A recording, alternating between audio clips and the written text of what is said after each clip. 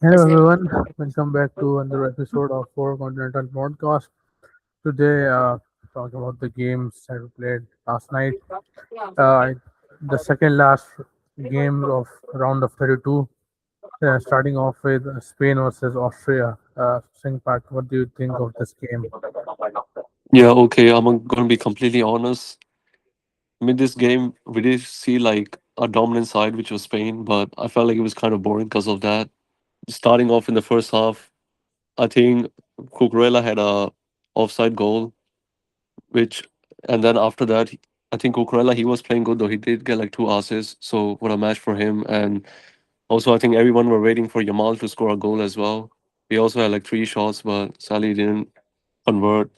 But yeah, talking about the whole Spain team though, I feel like for all round they were solid. The midfield was looking good, the defense was looking good, and the attack. Well, yeah, I do think they kind of wasted a lot of chances as well, but still, it was not that bad. And I also want to mention is I think Baena he has been quite underrated so far.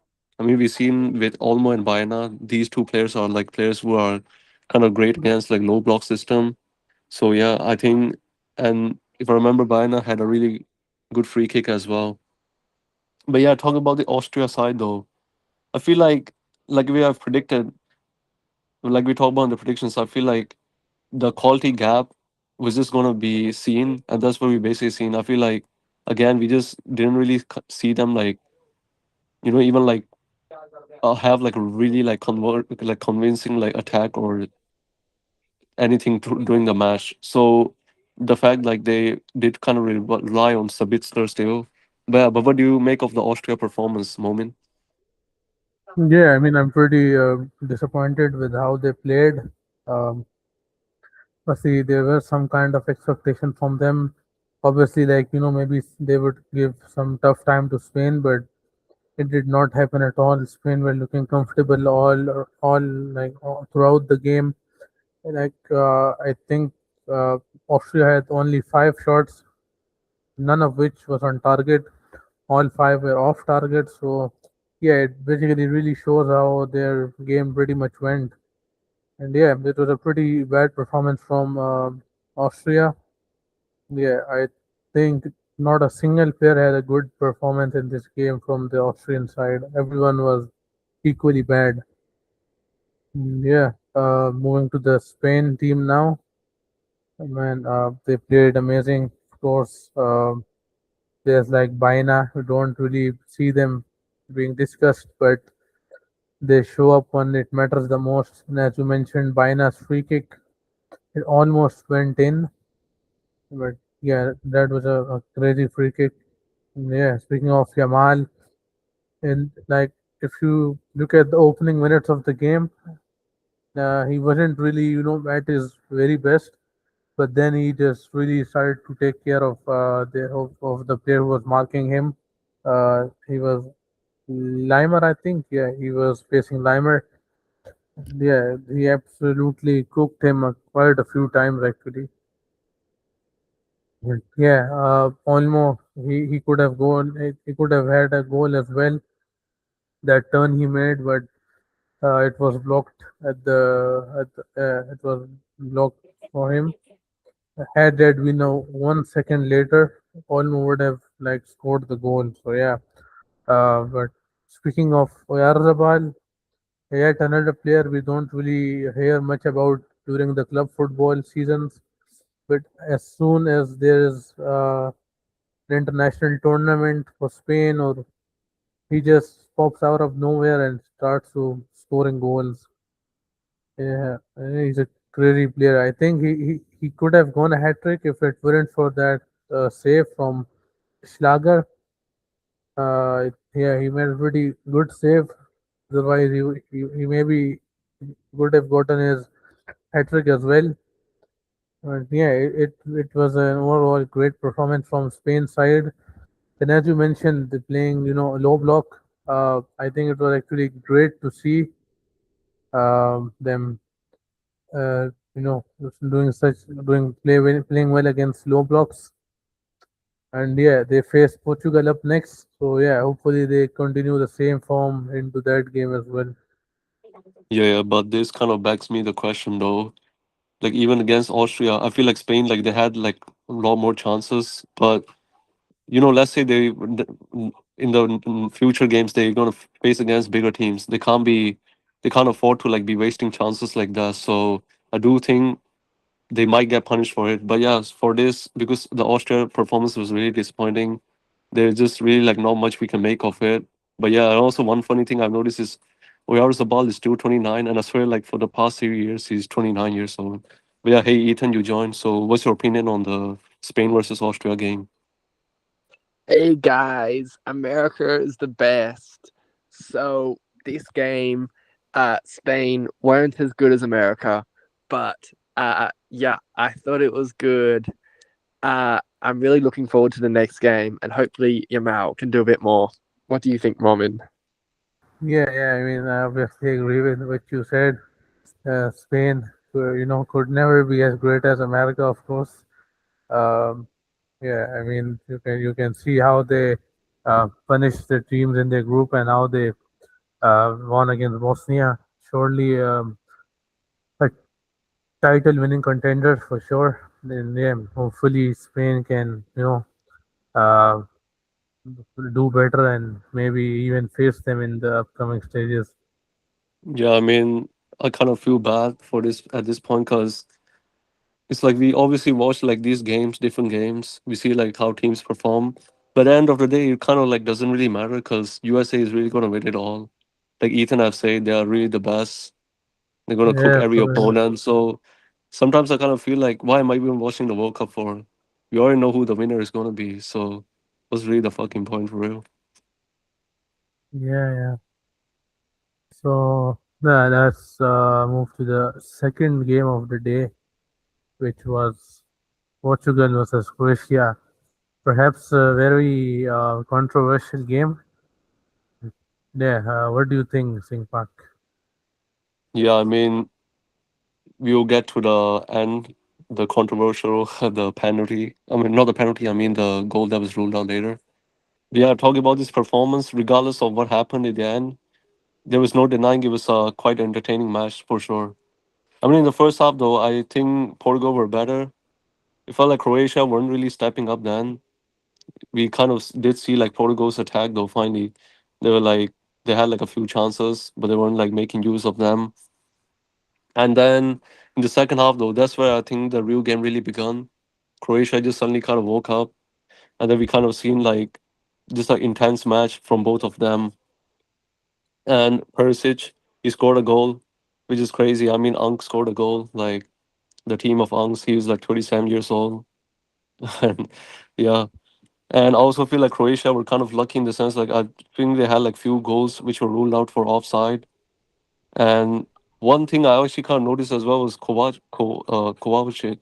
had a good game as well. I feel like a player who has not been talked about for a lot in the last few years, but this kind of shows like the quality doesn't really go away. And yeah, and obviously we cannot not talk about the controversial decision at the end. What do you think of that moment? Yeah, I'll start off with the game first. Um, as you mentioned, Portugal were the better team in the first half, but they couldn't really score any goals. However, in the second half, the game became quite interesting. Perisic scored a good goal, and then came the first controversial decision, being the penalty decision, which I personally think wasn't really convincing. But yeah, can't really you know go back in time and reverse things. Yeah. So speaking of, I think that was the first controversial decision, and then followed by the goal scored by Sucic, which I think wasn't offside either because of the fact that the VR replay, the lines they drew, like the frame they used to draw the lines, I think they used a frame like which was a bit later after. Uh, I believe it was Perisic who played the pass after Perisic had played the pass. I think if they had used the exact frame when the ball when his foot made contact with the ball, I think I'm like 95% sure that Suchek was onside, and as we saw, as you can see in the replay, uh, Nuno Mendes was actually keeping him onside. If we like, you know, um draw the line at the exact at the frame, the moment his foot touched the ball. I think that was a second controversial decision of the game. And now moving to the third one, obviously the own goal perhaps, or was it Guardiol? I'm not really sure because I think it touched both of the players, Ruben Neves and Guardiol. But what really mattered at the end was the fact that they scored, which was ruled offside. And once again, a very controversial decision. Uh, yeah, it basically I uh, regarding all of this situation, I just had a question in mind, like if the VR team already knew that like there was some contact, why this, and they put some sensors in the ball, and and I mean if you look at the camera angle which was like behind the goal, I'm not gonna, yeah, like I'm not really convinced because you can see the way the ball is spinning. It just even keep it was it's like continuous spinning the same way after the after what they claim is a touch. But yeah, I think it was a pretty crazy decision. And man, yeah, so it was yeah, don't know what to say really. Uh, very controversial one. What about you? What did you think of that? Yeah, I mean, I was kind of mad at the fact that for the disallowed Croatia goal, they kept kind of showing just the one angle of it in the replays the whole time, at least for the one I was watching. But yeah, I really feel like it should have been a goal. And but yeah, it happened. There's nothing we can really do about it now. I feel quite bad for Croatia, but yeah, what do you make of the decision, Ethan? Fuck Ethan. um, Honestly, I think I see why it wasn't a goal. Like, I think I'm leaning more towards it shouldn't have been a goal because I did see the snicko, which is like the bump on the ball, which shows the player touched it. But like, I feel like in other games they wouldn't have paid it this much attention. You know what I mean? Like, it was so tight that like in other smaller games, VAR wouldn't have paid that much attention to go into that much detail. It's because it's Portugal. It's because it's Ronaldo. That's what I reckon. So like, it could have been a goal, could have not been a goal. I don't know. But for the game, yeah, I think Portugal were better. I think they had more better chances. Can't remember who it was. It might have been Leao. I'm pretty sure he hit the bar. There was another few big chances where like the ball went through Ronaldo. So I think I think Portugal deserved the win. I think Croatia also had some big chances. They easily could have won it, to be honest. Like they had like I think from what I saw, like two big chances. Those could have gone in. So I guess it's like a little bit of luck slash Portugal were better. But yeah, that's what I think. Yeah, I mean, like you were saying, the Liao, I think he had a shot where he hit the crossbar. Yeah, that Yeah, shot that was was a good shot. crazy. Would have been That was crazy if it crazy. went in. Yeah, yeah. But Yeah. yeah, I do think the second half of this game was still quite entertaining. Really could have went either way. Yeah. But yeah, so anything you want to add on though, moment? Yeah, I mean that's pretty much it. Like we mentioned, I think we have covered perhaps all of the aspects. But yeah, I think if you look at I mean, if this, it's obviously World Cup knockouts. It's a do or die game for every team. And yeah, as David mentioned, the fact that since it was a Portugal game, which is why they really went into that tiny bit of detail to, maybe try to find something which could potentially disallow the goal. But yeah, as we mentioned, looking at the camera angles, looking at the ball, the way it kept spinning the same way the moment it left Perisic's foot. But yeah, I personally don't didn't see a touch, but maybe it the sensor detector just his hair or something.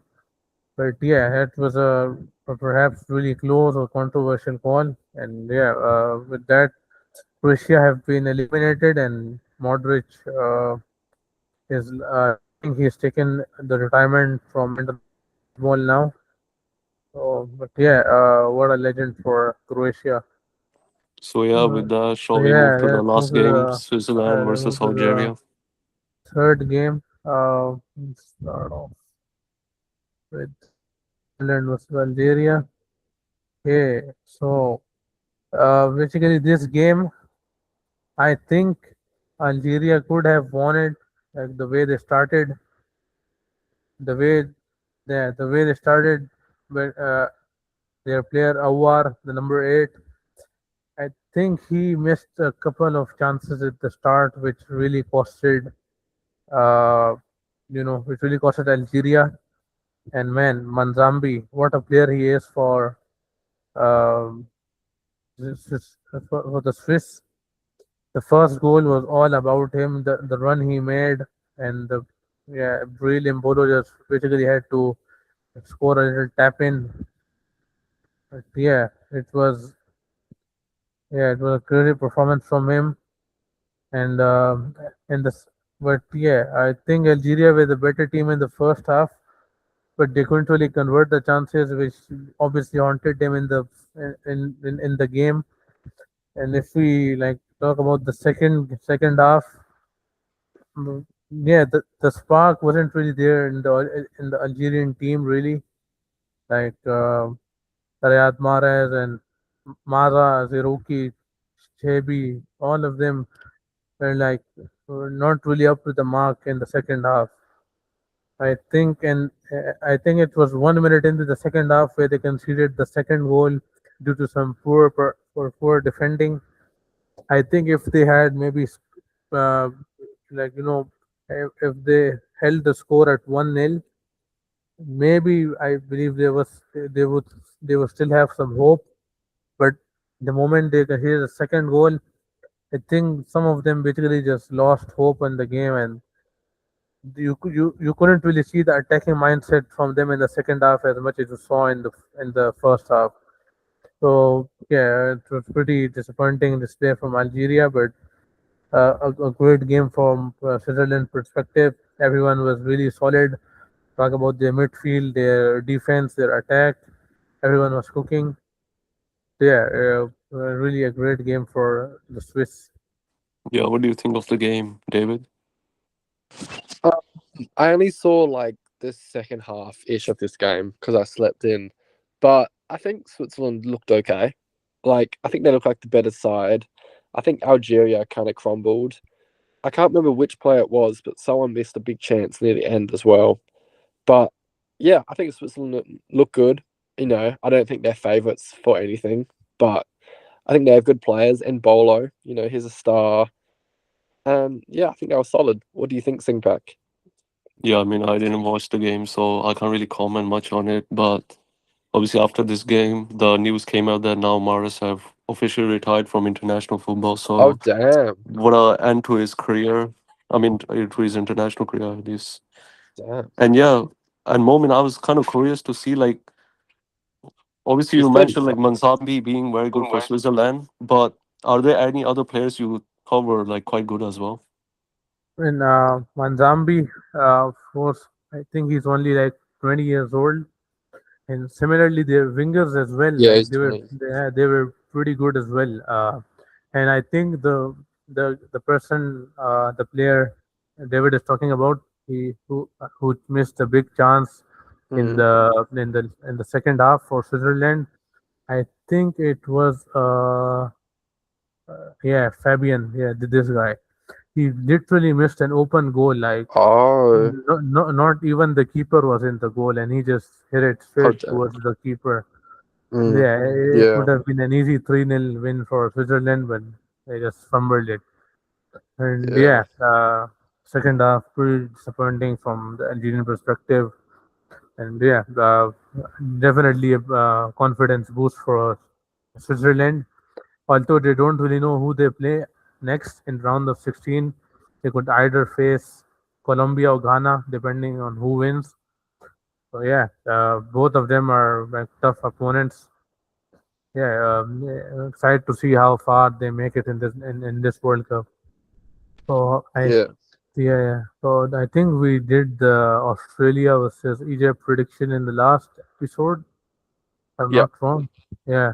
So let's move to the other games. The last game was round of 32, starting off with Argentina versus Cape Verde.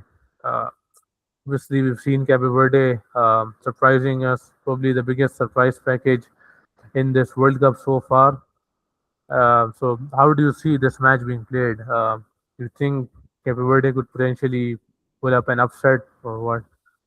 Yeah, I mean, going to this match, obviously, like I think the half of the world is kind of rooting for Cape Verde to have a masterclass, right? But I'm probably going to be slightly biased here. I do still think Argentina will come out on top, but I do think that Cape Verde will put out a fight though, because like we have seen in the other matches, even against like Uruguay, Spain, they were like giving their all. They weren't like providing an easy match for the opponent. So I don't think it will be. I don't think Argentina will win by a lot, but I do still think they're the favorites for this. So I'm going to go for a 2-0 win for Argentina. Yeah, yeah. What do you think, David? Yeah, I completely agree. I think they're a hard opponent, but Argentina are just too good. In knockout football, Argentina lock in. We saw this last World Cup. We've seen it this World Cup so far in the group stage. Like, they don't get the biggest scoring wins, but they still win. They find a way to win. And yeah, I see maybe a 2-0, 3-0, maybe even. Like, I think Cabo Verde have done very, very well. Like, very well this World Cup, especially considering who they are, what players. But yeah, I just think Argentina will be too good. They lock in around this time. What do you think, Mormon? Yeah, I mean, obviously, as Singh Park mentioned, half of the world is backing Cape Verde here. Obviously, since they're the underdogs in this World Cup.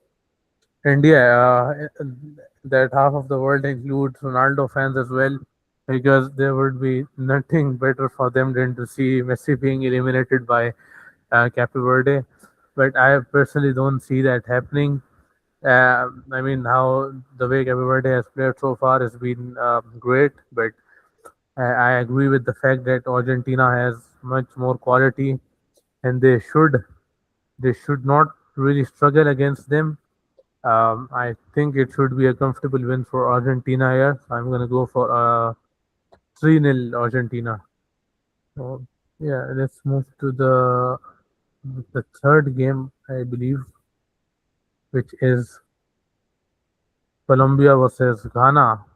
A very tough game. So, what are your thoughts, predictions for this one?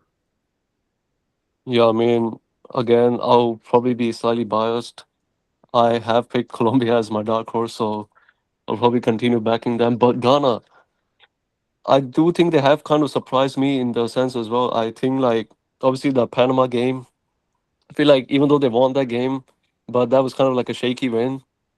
But for the next few games, or for the England and Croatia game, I feel like they really showed how their defense was like quite solid in my opinion. And even for the Croatia game, I think like what they kind of struggled was in the attack, but there was no doubt about the defense. And like we have said, even though Colombia has been winning matches, I don't think like I think like sometimes they kind of like for the first half they will play like they won't play that good and they will suddenly like wake up and stuff. So I don't think it will be actually a easy game for Colombia, as I said. But I am backing a win for them. I would actually go for a 2-1 win for Colombia. Yeah, that's actually a very nice prediction, considering the way African teams have been in this World Cup, especially the knockout stages. I mean, the Senegal game still hasn't left my mind. And a potentially a really easy win for them, but just fumbled it. So I think something similar is gonna happen in this game as well. I think Ghana will score first. They will take the lead, and then Colombia come back and make it 2-1, or maybe it's 2-0 for Ghana, and they come back, make it 3-2, or it could even go to penalties as well. But I personally don't think it goes to pens. I think it ends in the 90 minutes, and I also think Colombia wins this one 2-1. Right, right. That's quite interesting. So, with that, Yeah. So let's go to our last prediction, which is going to be a great game, in my opinion. Canada versus Morocco. Morocco. What's your prediction for that yeah, game? yeah, it's basically the first game of the round of 16. Both teams obviously are in red hot form. Canada beating South Africa, Morocco knocking out European giants Holland. But I mean, despite Canada obviously being the home side here, I think Morocco should have it by some margin. Like the way they've been playing, I don't really think it should be a problem for them. I think Morocco will cruise past Canada in this game. I think they win like 3-1 or something. Yeah, I think they should win quite like perhaps comfortably. Yeah.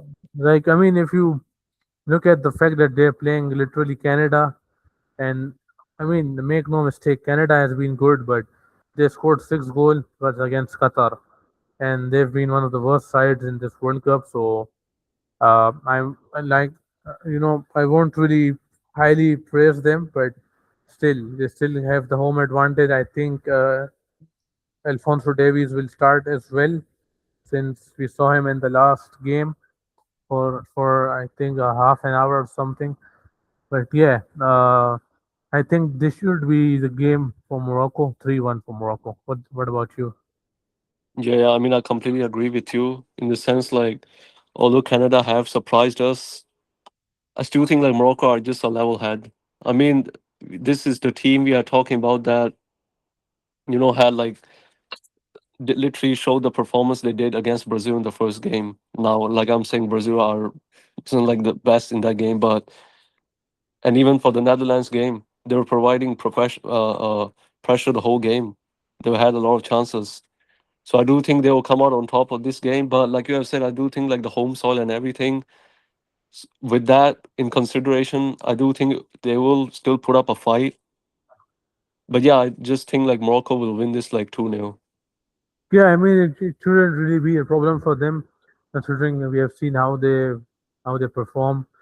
Like the group wasn't really the easiest, but they still faced teams like Brazil and Scotland, which is not a bad team either.